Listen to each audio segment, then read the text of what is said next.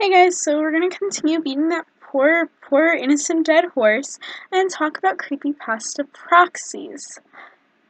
Proxies. Oh, there's a lot to say with these.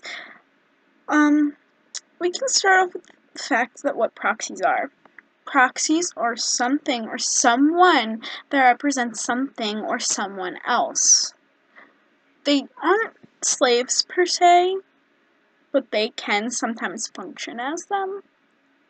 In a way, I guess. Basically, it's someone who's temporarily giving up, when they're a proxy, they're giving up their identity in order to represent who someone else is. So let's start off with this.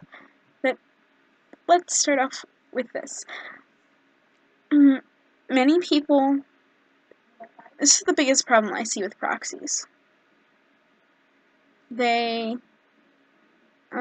a lot of big problems. Okay, we're just gonna start with the fact that all proxies seem to work for Slender Man. Even when it makes no sense that they work for Slender Man. They do not need to work just for Slender Man.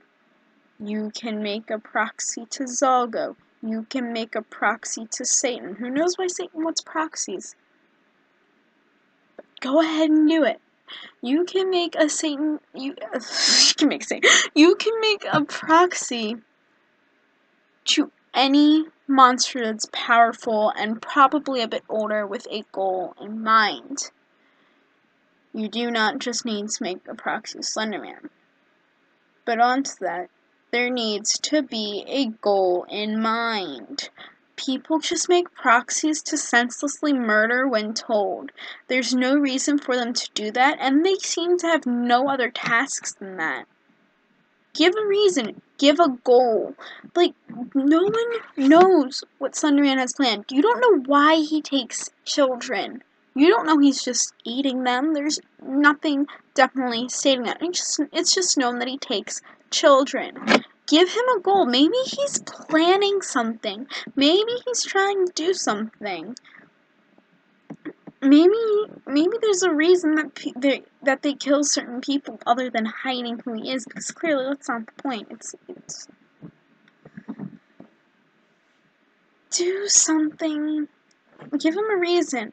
And then give them a goal, and then give them a way that they're important to that goal. A lot of proxies have no reason to be a proxy. Oh, well, their life sucks. Oh, boo-hoo for them. Go ahead and make them a serial killer or something. Don't do that. That's a bad choice, too. Don't just randomly do that. Don't make them a proxy because of that. Yes, it makes sense to make them become a proxy at a current moment of mental weakness. That's the best time for it to happen. Like how you see, I don't know that many good proxies, so I probably am gonna mostly talk about Tiki Toby as an example in here. And another proxy I think that is decent. Tiki Toby's at a moment of mental weakness. His terrible father just came back, and he lost his sister in a car crash, which he came out of alive. That's a moment of mental weakness. Easier to get to, easier to control, easier to influence. But you don't need that to be that's not the only factor you have to take into account when making a proxy. You see, there has to be a reason that they're wanting to be a proxy. You can't have it be some random kid that suddenly knows how to fight. Make them, really unique. First off, don't make them a kid, and don't make them a kid either. Do pick someone younger. The best would be between the ages of 20 and 30. This way they're young enough that they can work for a while and still in a moment of prime strength and health. Don't make them little kids. Then, don't make it someone who's extremely ill either. Like, I'll see ones that are ill, and it makes no sense. And I'll get to another reason why that one doesn't work. Another reason why you don't need to do that either. Make it someone who has something about them. I mean, there's this decent proxy OC called Needlework on DeviantArt who's becoming a little more popular. He's pretty amazing as a proxy because he has these psychic abilities that could be used to achieve whatever the goal is, which is amazing. You can do that is useful. No, they don't have to be that amazing like that. I mean, I'm making a proxy. I'm trying to make a proxy, and he or she's going to be a gymnast. Gymnasts are extremely strong and flexible. When you see the weaknesses of a strong person, usually someone who's really strong and muscular, is that they're not really that flexible or that fast. When you have a gymnast, those are kind of cut down. These are really strong, flexible people who have a lot of abilities, and I'm probably gonna have them take certain fighting courses, so they're useful in that sense. But this is why there can't be a whole bunch. Don't start repeating things with that too. Try to be original with those. This is why there shouldn't be a whole bunch unless you can find different unique reasons. Like, don't say, oh, well, they took kickboxing. Have they been taking kickboxing their whole life? Are they one of the best at kickboxing? Do they know any other fighting styles? Were they taught any other fighting styles that may assist? Like, try to build up more on that sense. And then maybe they have other things that's good for them. Maybe they are great at people watching. Maybe they can read people like a book. That would be a really good proxy, because if it's important to the goal of the creature you want it to be a proxy to. Plan out their goals and see how that fits with them. Give them a reason to be a proxy, and then match that reason up with certain goals or ideas. You can't just be like, well, mine's really smart, so they're going to be a proxy and kill people. Well, wouldn't it be better if they were more to find out information and carry out certain tasks that require a higher intellectual ability? Do that. Don't make a proxy that's like, and don't make a proxy that's like, well, my proxy's super strong, so he stalks people. No. This is someone you want brute force. Maybe they need to fight things or get heavier things. Don't make sure give them a reason to be a proxy. Make sure it matches up with what they're supposed to do as a proxy. If you want to give them multiple goals because they have multiple strengths, go ahead and do that.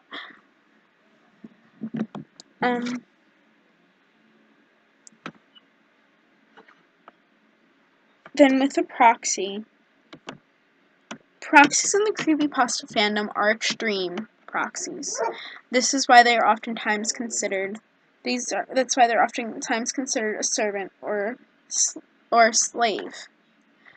Their point is to fight for the goal. That is their only point, is to serve whoever they are a proxy to represent them.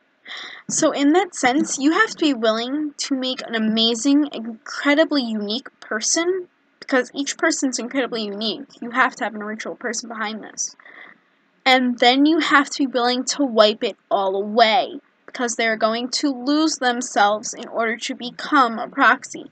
Their goal is going to become serving. Their identity is going to be lost. They aren't going to be themselves anymore. Why do you think a lot of proxies cover their face? When you're like, oh, so they're not known. Here's why I think proxies are known to cover their faces. It's because your face is your identity, and you're giving that up.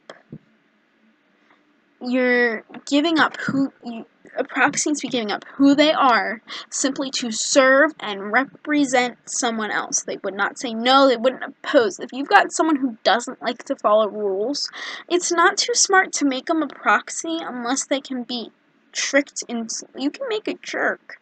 You can make someone a terrible person, but if they'll follow orders, make sure they follow orders. They just have to follow orders and be willing to give up who that person is and what makes them them. This is why it also makes sense when proxies don't go by their actual name anymore. So You have to be willing to make a character and then give said character up. And this is when we get to the last point. This is when we get to the last... Oh wait, we also have to go over another thing. I'll go after this. This is where we get to our next point. If they're interesting on their own, don't make them a proxy.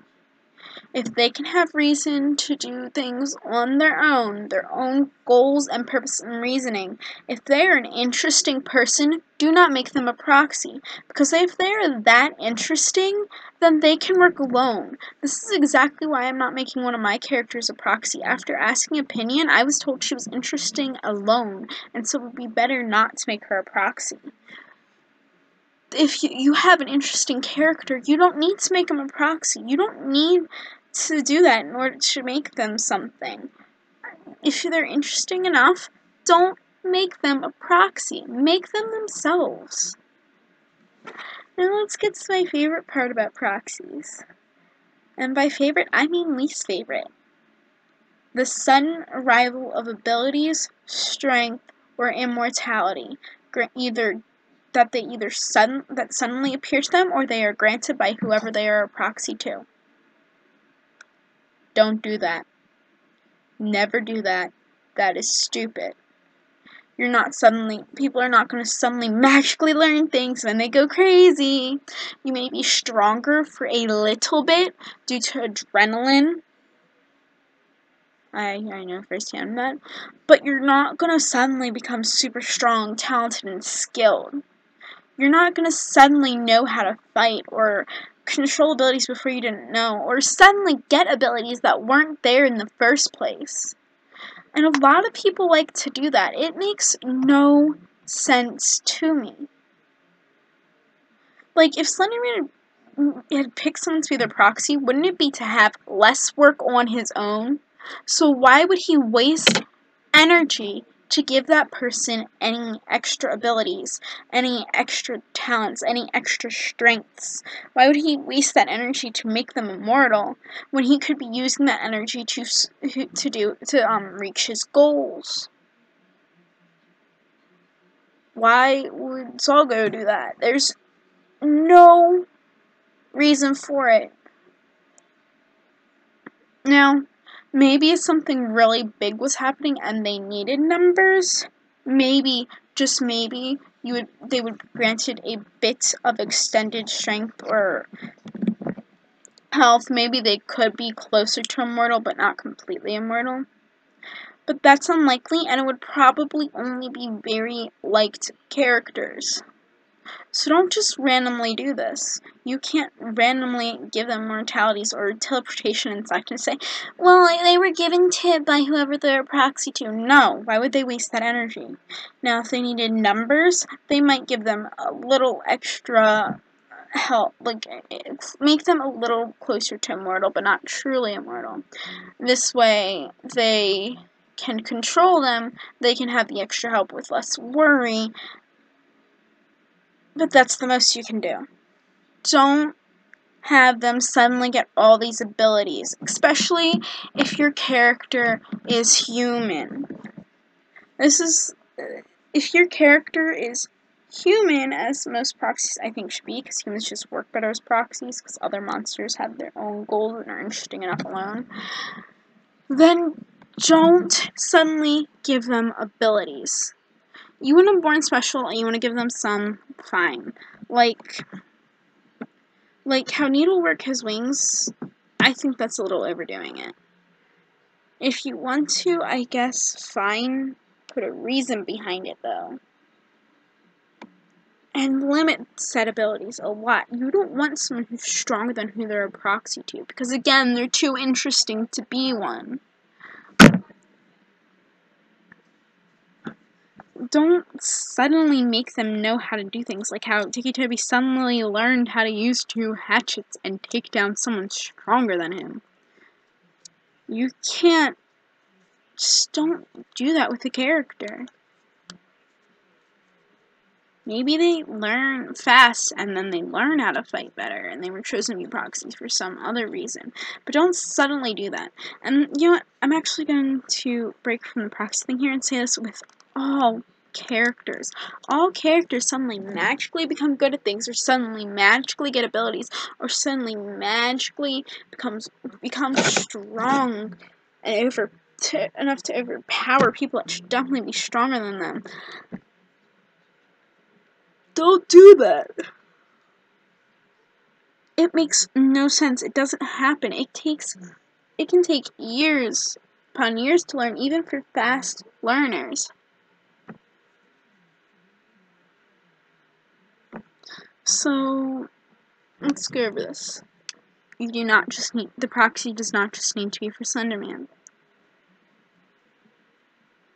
Give a reason to a proxy.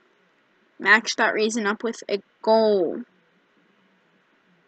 Be willing to give up the identity of a proxy. This does not always mean you need to have them wear a mask. There are other ways to do that, to cover up identity and stuff. You do not need to always do a mask. Don't magically give them abilities or strengths or anything else that either they magically learn how to do, that they magically get or learn to do themselves, or that are given to them by who they are a proxy to, unless something in the story leads to it. I think I recovered everything. There's a chance I didn't. I don't know. Thank you for listening. I think we're done beating a dead horse, but who knows with the Creepypasta. I may come back. We may just start beating this horse with a shovel. Cut it up in tiny pieces. Hey, maybe that's how we'll make some creepypasta. That's terrible. Maybe we should start beating you with the shovel. Please don't. So I will be reviewing another character soon, but until then, I guess. Hey guys. And again, give me more characters to review. Okay, now bye guys. Oh, I'm bad at this. Bye.